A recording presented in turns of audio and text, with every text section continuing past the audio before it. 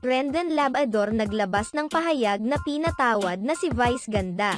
Naglabas ng pahayag si Rendon Labrador sa kanyang Instagram stories kung saan sinabi niyang pinapatawad na niya si Vice Ganda sa kahayupang pinaggagawa nito sa It's Showtime.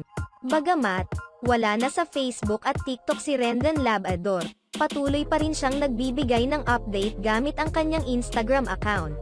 Kamakailan lamang ay ibinahagi niya sa kanyang Instagram stories na napatawad na niya si Vice Ganda kalakip ang hashtag na #LabLabador. Pinapatawad ko na si Vice Ganda sa mga nagawa niya. Lablab muna tayong lahat.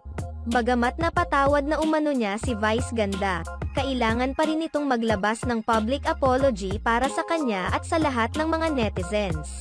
Huwag mo na lang uulitin at sana mag-public apology ka na. Ako ay nakikiusap sa'yo, para sa taong bayan, para sa kabataan.